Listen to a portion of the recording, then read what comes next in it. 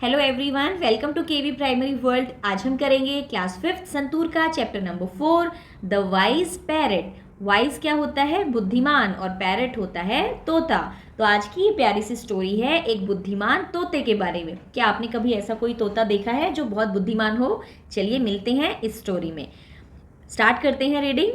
इन अ quite village, quite होता है शांत, विलेज होता है गांव। एक शांत से गांव में a rich merchant kept a bright and talkative parrot in a cage of gold. Rich होता है अमीर, मर्चेंट यानी कि व्यापारी। एक अमीर व्यापारी ने केप्ट यानी कि रखा अ bright and talkative parrot. Bright होता है चमकीला एंड टॉकेटिव यानी कि बातुनी। केज होता है पिंजरा एंड गोल्ड होता है सोना। तो एक शांत से गांव में एक अमीर व्यापारी ने सोने के पिंजरे में एक चमकीला और बातुनी तोता रखा। The parrot had a sharp mind. Sharp यानी कि तेज, माइंड यानी कि दिमाग। उस तोते का दिमाग बहुत तेज था।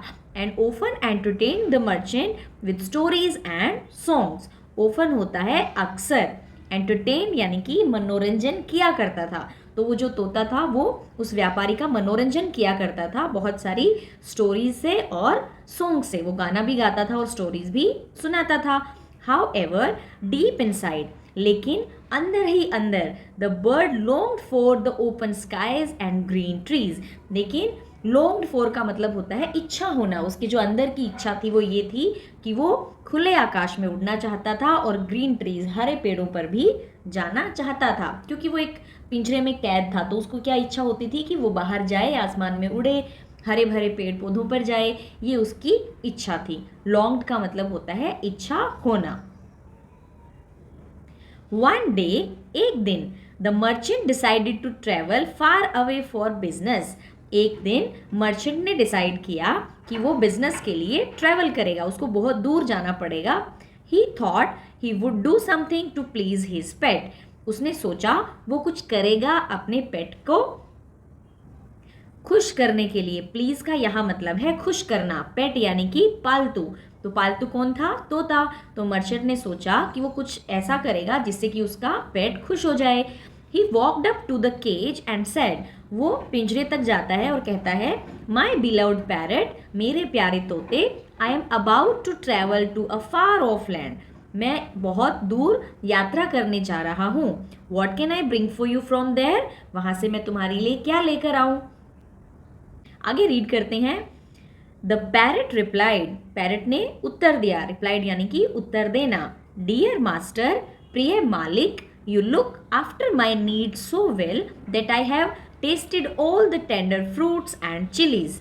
प्रिय मालिक, आप मेरा इतना ध्यान रखते हैं, मेरी ज़रूरतों का इतना ख्याल रखते हैं कि मैंने लगभग सभी फ्रूट्स और सभी मिर्ची जो होती हैं उनको टेस्ट कर लिया है। But I want to taste the joy of flying in the sky. लेकिन मैं क्या टेस्ट करना चाहता हूँ? जॉय ऑफ फ्लाइंग यानी कि उड़ने की खुशी। कहाँ पर? इन द स्काई, आसमान में। मैं आसमान में उड़ने की खुशी को इंजॉय करना चाहता हूँ, महसूस करना चाहता हूँ। If you really want me to be happy, अगर आप चाहते हैं मुझे सच में खुश करना, please let me fly off in the sky. Please मुझे आप खुले आसमान में उड़ने के लिए छोड़ दीजिए। तो ये रिक्वेस्ट करता है तोता मर्चेंट को। मर्चेंट क्या कहता है? द मर्चेंट सैड, मर्चेंट ने कहा, you are very dear to me and I can not bear to let you go away. तुम मेरे बहुत प्रिय हो और मैं बेयर यानी कि सहन नहीं कर सकता to let you go away, कि तुम मेरे से दूर चले जाओ। आस्क फॉर एनीथिंग एल्स, तुम कुछ और मुझसे मांगो। द बर्ड साइड, बर्ड जो है वो दुखी हो गया। साइड का मतलब होता है दुखी हो जाना। Since you can not let me fly, since यानी कि क्योंकि, क्योंकि तुम मुझे उड़ने नहीं देना चाहते। When you see my friends in the jungle, tell them that I send them greetings from my cage. लेकिन जब भी तुम मेरे फ्रेंड से जंगल में मिलो तो उनको मेरी तरफ से मैसेज देना, ये मैसेज देना कि पिंजरे में एक तोता है, उसने तुम्हारे लिए ग्रीटिंग्स भेजी हैं। यानी कि ग्रीटिंग्स का मतलब होता है शुभ संदेश भेजना, शुभकामनाएं भेजना। तो मैंने उन सब के लिए ये भेजी हैं। Now the merchant went of on his travels. अब जो मर्चेंट था, व्यापारी था, वो अपनी यात्रा पर चला जाता है। वन डे, एक दिन, इन अ फॉरेस्ट, एक जंगल में, he saw a flight of parrots, flight का मतलब होता है ग्रुप, समूह, पैरट्स का एक ग्रुप होता है, उसने उसको देखा with the same colour as his pet, और उनका कलर कैसा था, बिल्कुल वैसा ही था जैसे उसके पेट का था। He walked up to the tree and said, वो पेड़ तक जाता है और कहता है, ओ ब्यूटीफुल पैरट्स, अरे सुंदर तोतो, I have one of your relatives as a pet and I keep it in a cage of gold. तुम्हारा एक रिलेटिव, रिलेटिव यानी कि रिश्तेदार, तुम्हारा एक रिश्तेदार मेरे पास है, मैंने उसको पाल रखा है और सोने के पिंजरे में रखा है। It has sent greetings for you all. और उसने तुम सबके लिए ग्रीटिंग्स यानी कि शुभकामनाएं भेजी हैं। As the merchant finished speaking, जैसे ही मर्चेंट ने अपनी बात फिनिश की, बोलना बंद किया, one parrot dropped like a stone from the tree and fell on the ground.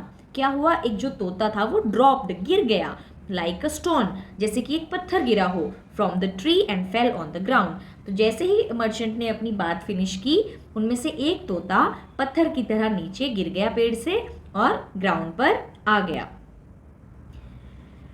यहाँ से आप पिक्चर में देख सकते हो, एक पैरट जो था वो नीचे आकर गिर गया। The merchant was distressed at this, distressed का मतलब होता है संकट में आना, एकदम उसको ऐसे भय लगने लग गया कि ये क्या हो गया। तो ये देखकर जो व्यापारी था वो संकट में आ गया। ही हरिड अवे फ्रॉम देयर, और वो वहां से एकदम से भाग निकला। हरिड अवे यानी कि भाग जाना। ऑन रिटर्निंग होम, घर लौटते ही, he went up to his parrot's cage, वो अपने तोते के पिंजरे के पास गया and described all the wonders and the beauty he had seen on his journey. और उसने डिस्क्राइब किया यानी कि वर्णन किया, किसी चीज़ को बहुत अच्छे से बताना तो उसको कहते हैं डिस्क्राइब। तो उसने वर्णन किया सभी वंडर्स एंड द ब्यूटी, जितनी भी वंडर्स थी, वंडर का क्या होता है, जो अजूबे थे, जो उसको अच्छी चीज़ लगी थी, जो उसने कभी पहले नहीं देखी थी, उन सब का, और ब्यूटी, जो सुंदरता उसने देखी अपनी जर्नी में, अपनी यात्रा में, उसने जो भी कुछ अलग देखा, जो भी कुछ अच्छा देखा, उस सभी चीज़ों का उसने अपने तोते के आगे वर्णन किया। And how a flight of parrots had come to the forest he was visiting, और उसने ये भी बताया कि जब वो एक फॉरेस्ट, एक जंगल में से जा रहा था, तो एक group of parrots, a flight of parrots उसने उसके रास्ते में आया और उसने उनको भी देखा। He then told his pet about the message he had conveyed, तब उसने अपने तोते को उस मैसेज के बारे में बताया। मैसेज क्या होता है, संदेश। कन्वेड यानी कि जो उसने उनको बताया था। कन्वे का मतलब होता है कोई भी मैसेज किसी को दे देना। तो उसने उस मैसेज के बारे में भी बताया अपने तोते को, जो उसने उन ग्रुप ऑफ पैरट्स को कन्वे किया था, बताया था। एंड विद ग्रेट सोरो, और बहुत ही दुख के साथ। ग्रेट होता है, वैसे तो महान होता है, यहाँ पे होगा बहुत बड़ा, और सोरो दुख, तो बहुत ही बड़े दुख के साथ। Described how one bird had been so shocked that it fell to the ground, उसने बड़े ही दुख से ये भी बताया कि उनमें से एक पक्षी, उसको इतना शॉक लगा उस मैसेज से, उसको इतना आघात लगा कि वो ग्राउंड के ऊपर गिर गया।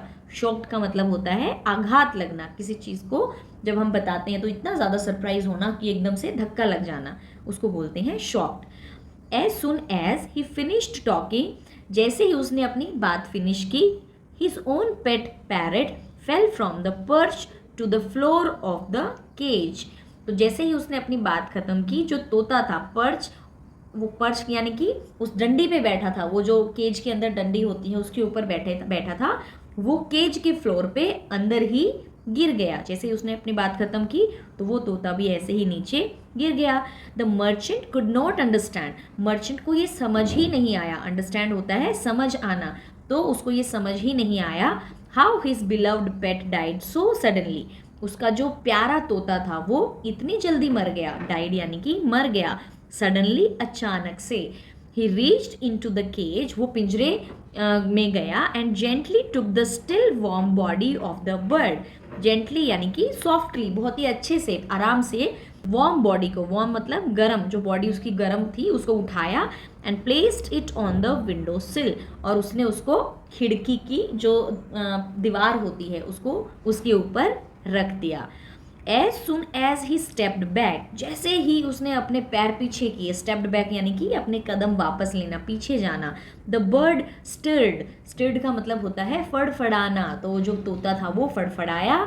Stretched its beautiful green wings, उसने अपने सुंदर हरे जो पंख थे वो स्ट्रेच किए, फैलाए, स्ट्रेच्ड यानी कि फैला दिए, and flew off into the open sky saying, और वो खुले आकाश में उड़ गया, फ्लू ऑफ यानी कि उड़ जाना। एंड उसने क्या कहा, my friend showed me how I could escape, वो जो मेरा फ्रेंड था, वो जो नीचे गिर गया था, उसने मुझे ये दिखाया, ये बताया कि मैं कैसे बच सकता हूँ। एस्केप का मतलब होता है बचना। And now I can fly in the sky, और अब मैं आसमान में उड़ सकता हूँ। गुड बाय यानी कि अलविदा। तो ये प्यारी सी कहानी थी, ये हमें बताती है कि फ्रीडम कितनी ज़रूरी होती है हर किसी के लिए, और फ्रीडम पाने के लिए हर पक्षी, हर पशु जिसको हम कैद करके रखते हैं, वो उड़ना चाहता है, बाहर रहना चाहता है, उस पिंजरे में नहीं रहना चाहता, भले ही वो पिंजरा सोने का हो। Now coming to its exercise, question number 1 है, why did the merchant keep the parrot in a cage of gold, व्यापारी ने तोते को सोने के पिंजरे में क्यों रखा था? क्योंकि वो उसको बहुत प्यार करता था और वो ये नहीं चाहता था कि वो उसको छोड़कर चला जाए। अगर वो उसको पिंजरे में नहीं रखता तो वो उड़ जाता और उसको छोड़कर चला जाता, जो कि मर्चेंट नहीं चाहता था। तो आंसर लिखेंगे, the merchant kept the parrot in a cage of gold because the parrot was very dear to him and he could not bear to let it go away. Second question है, what made the parrot a favourite pet of the merchant, उस तोते में ऐसी क्या खास बात थी जिससे कि वो उस व्यापारी का फेवरेट पेट था, यानी कि पसंदीदा पालतू था। तो एक तो वो बहुत ब्राइट था, उसका जो कलर था वो बहुत ही ब्राइट कलर था, और दूसरा वो टॉकेटिव बहुत था, बहुत बातें करता था, जिससे मर्चेंट का मन लगा रहता था, उसको अच्छा लगता था। जो पैरेट था वो उसको बहुत सारी स्टोरीज सुनाता था, सॉन्ग सुनाता था, तो इसी वजह से वो उसका फेवरेट पेट था। आंसर लिखेंगे, the parrot's bright colour and talkative nature made it a favourite pet of the merchant. Third question है, what message did the parrot ask the merchant to convey to its friends, जब merchant forest में जा रहा था, travels पे जा रहा था, तो पैरेट ने अपने फ्रेंड्स को कौन सा मैसेज देने के लिए कहा था? तो उसने कहा था कि अगर कहीं भी आपको मेरे रिलेटिव्स मिले, उनको आप मेरी तरफ से ग्रीटिंग्स यानी कि शुभकामनाएं देना। आंसर लिखेंगे, the parrot ask the merchant to convey the greetings to its friends from the cage. Fourth question है, what happened after the merchant gave the message to the parrots, जैसे ही मर्चेंट ने अपना मैसेज उन parrots को दिया तो उसके बाद क्या हुआ? क्या हुआ था? जैसे ही उसने अपनी बात उन पैरेट्स को बताई तो उनमें से एक जो पैरेट था वो नीचे गिर गया था। तो as the merchant conveyed the message to the parrots, one parrot among them dropped from the tree and fell on the ground, वो पेड़ से नीचे ग्राउंड पर गिर गया था। फिफ्थ क्वेश्चन है, how did the parrot escape from the cage, जो तोता था वो पिंजरे में से कैसे भाग निकला? तो जैसे ही मर्चेंट ने ये बात बताई कि कैसे उसको रास्ते में वो पैरेट्स मिले, और जैसे ही उसने उस अपने तोते का मैसेज उनको कन्वे किया तो उनमें से एक तोता नीचे गिर गया। तो ये बात सुनते ही जो पैरेट केज में था वो क्या हुआ, वो भी ऐसे ही अपनी पर्च से नीचे गिर गया, और मर्चेंट को लगा कि वो मर गया है, तो उसने उसको पिंजरे में से निकाला और विंडो सिल पर, यानी कि जो चौखट होती है खिड़की की, उसके ऊपर रख दिया। तो जैसे ही वो पीछे मुड़ा, तुरंत से पैरेट उड़ गया। तो आंसर लिखेंगे, as the merchant told the story of fallen parrot to his pet, it fell from the perch to the floor of the cage. The merchant thought his pet had died. As he took out his pet and kept it on the windowsill, it flied in the sky.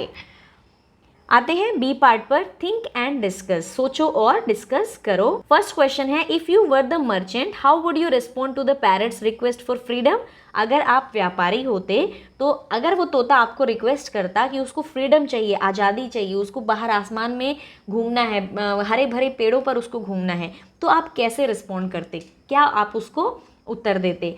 तो अगर मैं merchant होता तो मैं क्या करता, मैं उसको छोड़ देता, लेट इट गो कर देता, क्योंकि अगर हम किसी चीज़ को प्यार करते हैं तो इसका मतलब है कि हमें उसको फ्रीडम देनी होती है। अगर हम किसी को फ्रीडम नहीं देते हैं इसका मतलब हम उसको प्यार नहीं करते हैं।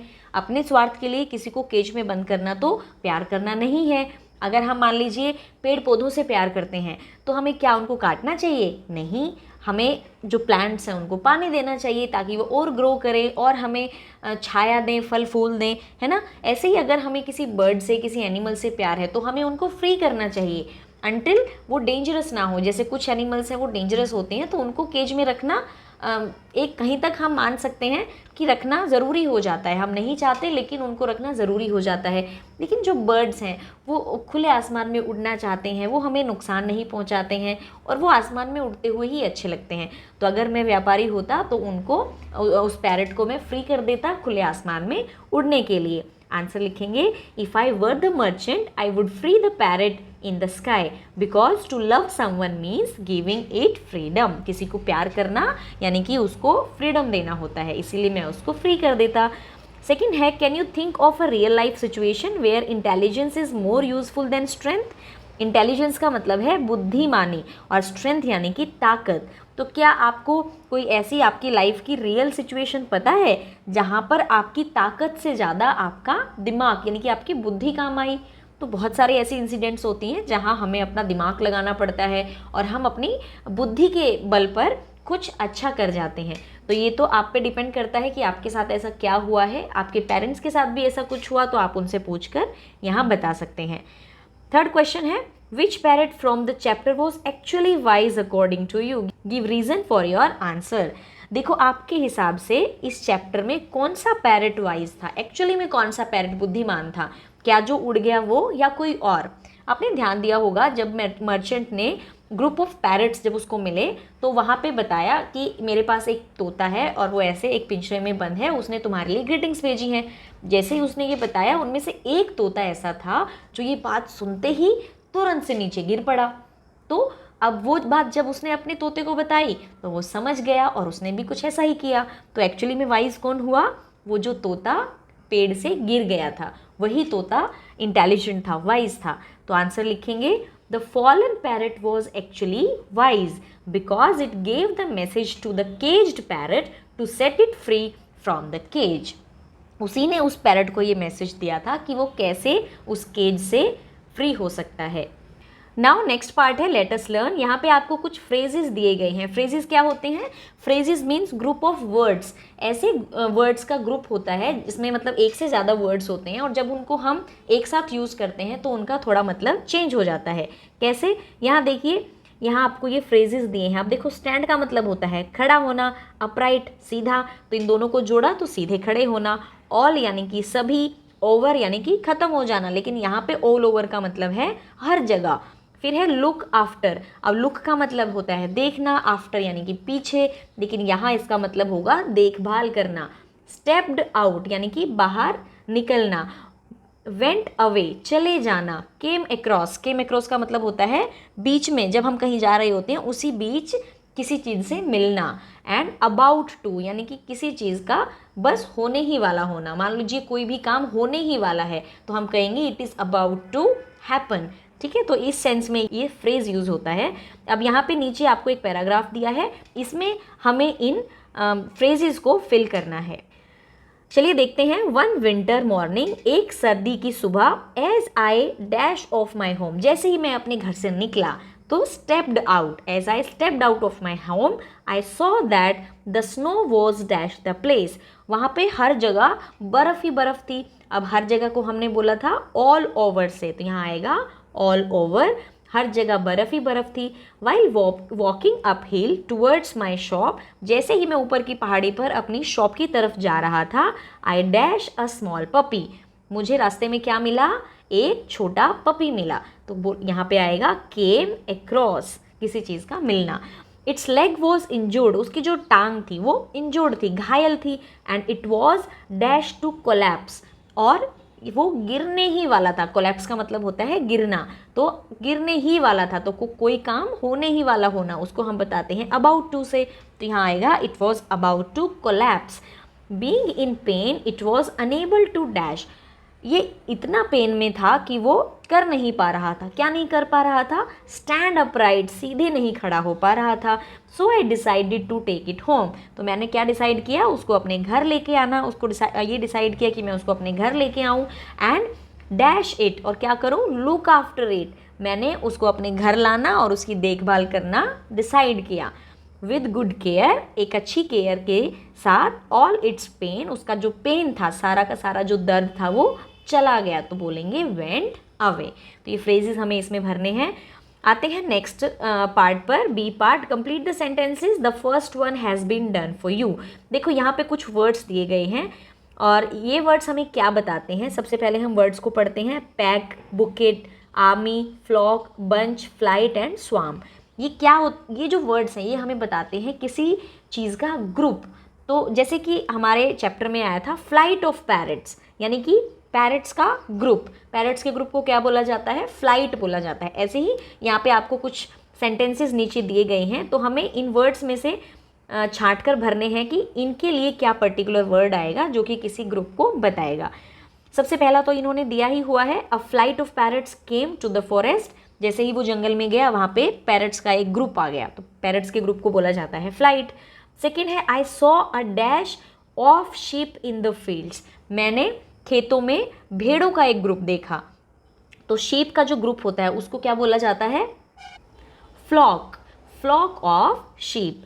फिर है, अ dash of wolves was हॉलिंग loudly. जो भेड़िए होते हैं उनका एक ग्रुप था और वो हुंकार रहे थे, उनकी जो आवाज़ है वो निकाल रहे थे, बहुत ही ऊंची आवाज़ निकाल रहे थे। तो ग्रुप ऑफ वोल्व्स क्या होता है, वुल्व्स यानी कि वुल्फ का जो प्लूरल है उसको बोला जाता है। एक जो भेड़िया होता है उसको हम वुल्फ बोलते हैं, और अगर ग्रुप ऑफ होता है तो एफ की जगह पे VES लग जाता है। हम सिंगुलर प्लूरल में इसको सीखते हैं। तो ग्रुप ऑफ वुल्फ्स उनको हम बोलेंगे pack, pack of wolves. Then we gave a dash of flowers to the chief guest. जो चीफ गेस्ट आया उसको हमने फ्लावर्स का क्या दिया, जब बहुत सारे फ्लावर्स को इकट्ठा करके हम बनाते हैं तो उसको क्या बोलते हैं, बुके बोलते हैं। तो a bouquet of flowers to the chief guest. Then a dash of bees hovered around the flowers. जो मधुमक्खियां हैं उनका एक ग्रुप फ्लावर्स के चारों तरफ भिनभिना रहा था, मंडरा रहा था। तो इसको क्या बोलेंगे, बीज के ग्रुप को बोला जाता है स्वार्म। क्या बोलेंगे, swarm. Then and dash of ants is moving towards the ant hill. जो चींटियां हैं उनका जो ग्रुप था वो अपने एंट हिल की तरफ मूव कर रहा था। तो ग्रुप ऑफ एंट्स बोला जाता है आर्मी, आर्मी ऑफ एंट्स। 7 है, I help my mother find a dash of keys. मैं अपनी मदर की हेल्प कर रहा था तो मुझे क्या मिली, चाबियों का एक गुच्छा मिला। तो ग्रुप ऑफ कीज़ क्या होता है, बंच ऑफ कीज़। तो इसको हम यहाँ पे फिल करेंगे। आते हैं पेज नंबर 47 पे, C part, read the following. यहाँ पे देखो आपको 2 सेंटेंसेस दिए गए हैं। पहला है, I have come from Jalandhar. मैं जालंधर से आ गया हूँ। The underlined part tell us that the action of coming from Jalandhar took place sometimes in the recent past. ये जो अंडरलाइन हुआ वर्ड है क्या है, वो हैव कम। ये हमें क्या बता रहा है, ये बता रहा है कि जो काम है वो रिसेंट पास्ट में, अभी अभी जो पास्ट है उसमें हो गया है। मतलब अभी हुआ है लेकिन वो पास्ट में चली गई है चीज़, क्योंकि वो काम हो गया है और वो अभी हुआ है। ठीक है, तो इसको हम जब भी कोई रिसेंट पास्ट में कोई घटना होती है, कोई एक्शन होता है, उसको हम बताते हैं हैव, और एक्शन का जो थर्ड फॉर्म होता है उससे। एक और एग्जाम्पल देखते हैं, Rita had read all the poems written by Sarojini Naidu. Rita ने सरोजनी नायडू के द्वारा लिखी गई सभी पोएम्स को पढ़ लिया है। तो वो काम क्या हो गया है, पढ़ लिया है। The underline part tell us about an experience of reading that took place in the past but is still relevant in the present. यानी कि वो काम हो तो गया है लेकिन वो अभी भी हमारे प्रेजेंट में रेलिवेंट है, यानी कि उसका हमारे अभी प्रेजेंट में भी यूज़ है। ठीक है, हैज़ रेड, तो वो काम हो गया है लेकिन उसका अभी भी हमारे प्रेजेंट में उसका रेलिवेंस है। तो ऐसे जो ये जो हैव कम और यहाँ पे हैज़ रेड आया है, ये जो अंडरलाइन वर्ड्स है ये हमें क्या बताते हैं, ये बताते हैं प्रेजेंट परफेक्ट टेंस। ये बताएंगे प्रेजेंट परफेक्ट टेंस, यानी कि वो जो काम है वो हो गया है लेकिन अभी हुआ है। मतलब यानी कि वो पास्ट में भी चला गया है लेकिन हो गया है। ऐसे उसमें सेंस आएगी कि ये काम हो गया है, कंप्लीट भी हो गया है। लेकिन ऐसे नहीं बोलेंगे कि कंप्लीट हो गया था, वो तो कंप्लीट पास्ट हो गया। तो कंप्लीट हो गया है यानी कि थोड़ा सा पास्ट है रिसेंट का, और प्रेजेंट में भी उसको बोला जाता है। तो ये जो हमें टेंस बताता है ये किसके बारे में बताता है, actions that were completed in the recent past, जो अभी रिसेंट पास्ट में कोई काम कंप्लीट हुआ है, एंड एक्शंस और experiences that happened in the past but affect the present.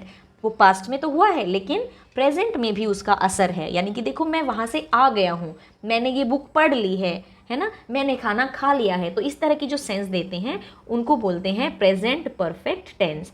इसकी क्या विशेषता होती है, इसमें लगता है हैज़ या हैव और वर्ब प्लस ऑब्जेक्ट, ठीक है। लेकिन वर्ब का जो मतलब है वो वर्ब का लगता है थर्ड फॉर्म, ठीक है। वर्ब की इसमें थर्ड फॉर्म लगती है कि कोई काम जब हो गया हो तो उसको हम हैज़ या हैव से बताएंगे और जो उस पर एक्शन आएगा उसका हम थर्ड फॉर्म करेंगे। कैसे, देखो नीचे दिया गया है, यहाँ पे आपको एक और चीज़ ध्यान रखनी है। अगर सब्जेक्ट यानी कि जो स्टार्टिंग में आता है, जो सब्जेक्ट यानी कि जो करता होता है, करने वाला, जो बोलने वाला होता है, अगर वहाँ पे आई है, वी है, यू है और दे है, यानी क्या बोला, अगर उसमें आई, वी, यू और दे है तो इन सब के साथ लगता है हैव, ठीक है। और अगर वहाँ पे ही है, शी है या किसी का एक पर्सन का नेम है, अगर name of a single person का नेम है तो उनके साथ बेटा लगता है हैज़। याद रहेगा, ही, शी, इट के साथ भी हैज़ लगता है, ठीक है। ही, शी, इट, और अगर किसी सिंगल पर्सन की बात है तो लगेगा हैज़। अगर आई, वी, यू और दे है तो उनके साथ लगेगा हैव। देखो हम अभी सेंटेंसेस को देखते हैं और अच्छे से क्लियर होगा। फर्स्ट एग्जाम्पल है, I dash visit Delhi many times, it is a city with many historical sites. मैंने दिल्ली में बहुत बार विजिट कर लिया है और ये एक बहुत ही अच्छी सिटी है हिस्टोरिकल साइट्स यानी कि ऐतिहासिक स्थलों के लिए। तो कर लिया है, इसके लिए क्या आएगा, हैज़ विजिटेड आएगा या फिर हैव विजिटेड आएगा। मैंने क्या बोला था, जो एक्शन है उसका थर्ड फॉर्म आएगा। तो विजिट का थर्ड फॉर्म क्या होता है, विजिट का होता है third form visited.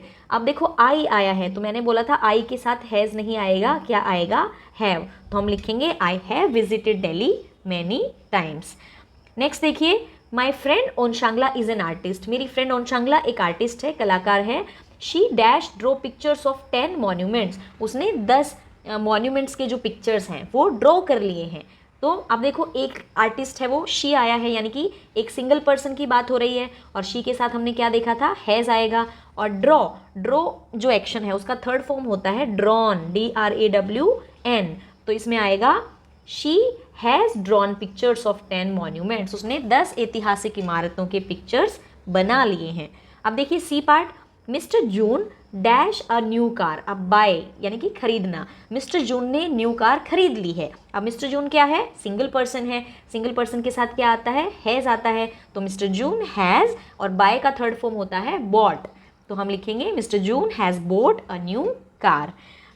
D part देखिए, I dash complete my homework and my brother dash revise for his test. मैंने अपना होमवर्क कंप्लीट कर लिया है और मेरे भाई ने अपने टेस्ट के लिए रिवाइज भी कर लिया है। आई के साथ आता है हैव एंड कंप्लीट का थर्ड फॉर्म होगा कंप्लीटेड। तो I have completed my homework and my brother. अब माई ब्रदर क्या हो गया, कोई और पर्सन हो गया और उसके साथ हमेशा क्या आता है, किसी और सिंगल पर्सन के लिए हैज़। तो माई ब्रदर हैज़, और रिवाइज का थर्ड फॉर्म होगा revised. My brother has revised for his test. E part देखिए, they dash write letters to their friends. उन्होंने अपने फ्रेंड्स को लेटर्स लिख लिए हैं। अब देखो दे के साथ क्या आता है, हैव आता है, ठीक है। तो यहाँ आएगा दे हैव, और राइट का थर्ड फॉर्म होता है रिटन, RITTEN, रिटन। तो उन्होंने दे हैव रिटन, लिख लिए हैं लेटर्स टू देयर फ्रेंड्स। तो ये एग्जाम्पल्स हमें क्या बता रहे हैं, हमें ये डिफरेंस समझना है कि प्रेजेंट परफेक्ट टेंस कहाँ यूज़ होता है। सबसे पहली बात, रिसेंट पास्ट, और उसका जो अफेक्ट है वो प्रेजेंट में भी होता है उसमें, plus I, they, we and you के साथ आएगा यू, शी, ही, इट, और कोई सिंगल पर्सन है उसके साथ आएगा हैज़। अब आते हैं नेक्स्ट टॉपिक पर, लेट अस लिसन। इसमें देखो एक पैराग्राफ दिया है और ये आपकी टीचर आपको क्लास में पढ़ के सुनाएंगी और उसके बिहाफ पे आपसे कुछ क्वेश्चंस पूछेंगी। तो ये आपकी क्लास एक्टिविटी है। हम आते हैं नेक्स्ट पेज पर, लेट अस स्पीक। यहाँ पे देखिए आपको कुछ वर्ड्स दिए गए हैं, चलिए इनको बोलते हैं, रिपीट करते हैं। ये है देखो TAIL tail, BAIL bail, AIL ail, FAIL fail, CANE cane, SAIL sail. तो इसमें कौन सी आवाज़ आ रही है, ए की आवाज़ आ रही है। ये वाली साउंड इन सब में कॉमन है। अब इसमें देखिए TOIL toil, BOIL boil, OIL oil, FOIL foil, COIN coin, SOIL soil. तो इसमें आया है OI, इसकी साउंड थी ऑय, और यहाँ पे आया है AI, इसकी साउंड थी ए। तो ये आपको डिफरेंस यहाँ पे देखना है। बी पार्ट देखिए, look at the pictures below. There are two birds, which bird would you want to be and why, share your views with the class. यहाँ पे दो बर्ड्स दिखाए गए हैं, एक तो केज में है जो डरा है, सहमा सा है, परेशान है, और दूसरा जो बर्ड है वो आकाश में उड़ रहा है। तो आप कौन सा इसमें से बर्ड बनना चाहेंगे? ऑफकोर्स हर कोई वही बर्ड बनना चाहेगा जो कि फ्री है, खुले आसमान में उड़ता है, क्योंकि नेचर ने उनको पंख दिए हैं उड़ने के लिए। तो मैं भी ये फ्री जो बर्ड है वही बनना चाहूँगा। क्यों बनना चाहूँगा? क्योंकि जब खुले आसमान में कोई भी बर्ड उड़ता है उससे एक फ्रीडम की सेंस आती है कि वो फ्री है, किसी बाउंडेशन में नहीं है, वो जहाँ चाहे जा सकता है, जहाँ चाहे एक्सप्लोर कर सकता है, और पूरे वर्ल्ड में जहाँ भी उसका मन है वहाँ जाकर रह सकता है। तो इसका आंसर लिखेंगे, I want to be a bird freely flying in the sky because it would give me a sense of freedom, allowing me to explore different places and see the world from a unique way। वैसे तो इसका answer आप अपने तरफ से भी लिख सकते हैं, लेकिन ये कुछ कॉमन आंसर है जो आप यहाँ से लिख सकते हैं। आते हैं नेक्स्ट पेज पर। Let us write. In the story you read how the parrot tricked the merchant into releasing it, but the story does not end here। अब आपने क्या देखा कि कैसे जो पैरट था उसने ट्रिक लगाई, कैसे उसने योजना बनाई अपने मर्चेंट से फ्री होने की, रिलीज होने की। लेकिन यहाँ पे जो स्टोरी है वो ख़त्म नहीं होती है। Use your imagination to complete the parrot story. अब आप अपनी इमेजिनेशन यूज़ करेंगे और इस स्टोरी को आगे फर्दर कंटिन्यू करेंगे। कैसे कर सकते हैं? देखो, एक एग्जांपल ये हो सकता है कि मान लीजिए वो जो पैरट था वो फ्री हो गया, वो खुले आसमान में उड़ने लगा। उड़ते उड़ते हो सकता है वो अपने उसी ग्रुप ऑफ पैरट्स यानी कि फ्लाइट ऑफ पैरट्स के पास पहुंचा हो, उन रिलेटिव्स के पास पहुंचा हो, है ना, जहाँ से उसको ये मैसेज मिला था कि कैसे वो फ्री हो सकता है। तो इसको हम ऐसे कंटिन्यू कर सकते हैं कि वो उड़ते उड़ते अपने उस ग्रुप के पास पहुंचा, सभी पैरट से मिला, उसने स्पेशली उस पैरट को धन्यवाद दिया जिसने उसको ये संदेश दिया कि कैसे वो फ्री हो सकता है। इस तरह से भी हम स्टोरी को कंटिन्यू कर सकते हैं, ठीक है। या फिर मान लीजिए उड़ते उड़ते वो कहीं और चला गया, उसके साथ मान लीजिए कुछ और हुआ, कोई रास्ते में उसको मिला, उसने कैसे अपनी स्टोरी सुनाई। आप कैसे भी करके इस स्टोरी को आगे बढ़ा सकते हैं। It's totally up to your imagination. आते हैं नेक्स्ट, लेट अस डू। यहाँ पे एक एक्टिविटी आपको दी है बर्ड फीडर बनाने की। बर्ड फीडर यानी कि पक्षियों को फीड कराने की एक हैंगिंग होती है, या फिर हम उसको प्लेस भी कर सकते हैं जहाँ से पक्षी अपना दाना चुग सकते हैं। तो ये उनके लिए हेल्प है, हम उनको एक सेवा कर सकते हैं, ऑफर कर सकते हैं। जो भी वो सीड्स वगैरह या जो भी खाते हैं वो उस बर्ड फीडर में डाल सकते हैं। तो यहाँ पे आपको बर्ड फीडर के बहुत सारे एग्जाम्पल्स दिए हैं, आप भी बना सकते हैं और अपनी बालकनी में लगा सकते हैं। फिर है, आपको ये बनाना ही है, ये एक्टिविटी यहाँ पे दी हुई है। आते हैं नेक्स्ट पेज पर, लेट अस एक्सप्लोर। यहाँ पे कुछ आपको बर्ड्स की पिक्चर दी है, पैरट, मकाओ। देखो ये दोनों आपस में मिलते जुलते हैं, पैरट और मकाओ, लेकिन इनका जो कलर है वो डिफरेंट होता है। फिर यहाँ पे है स्पैरो, नीचे है क्रो, ठीक है, ये क्रो है, पीजन, ये फ्लैमिंगो, ये सिगल, और ये है ऑस्ट्रिच जो कि सबसे बड़ा पक्षी होता है। ऑस्ट्रिच जो है ना, ये बहुत बड़ा पक्षी होता है, ये उड़ नहीं सकता लेकिन ये भागता बहुत तेज़ है। तो इस तरह से आप इन सभी बर्ड्स के बारे में सीखेंगे। ये वीवर बर्ड है, यानी कि इसको जुलाहा पक्षी बोलते हैं। वीव करता है, ये खुद से अपना जो घोंसला है वो जैसे जुलाहा होता है जो कपड़े को बुनता है, ऐसे ही ये अपने उसको घोंसले को बुनता है। और ये टेलर बर्ड है, अपनी चोंच से सीलता है, जो ग्रास होती है ना उससे या धागों से पत्तों को सील सील के अपना घर बनाता है, इसको टेलर बर्ड बोला जाता है। तो कोई भी आप दो बर्ड यहाँ से लेंगे और उनके बारे में इंटरेस्टिंग फैक्ट्स पता करेंगे, ये आपके ऊपर है, इससे आपकी जनरल नॉलेज बढ़ेगी। So this is all about this chapter, the wise parrot. I hope आपको अच्छे से समझ आया हो। So let's meet in the next chapter. Till then keep learning.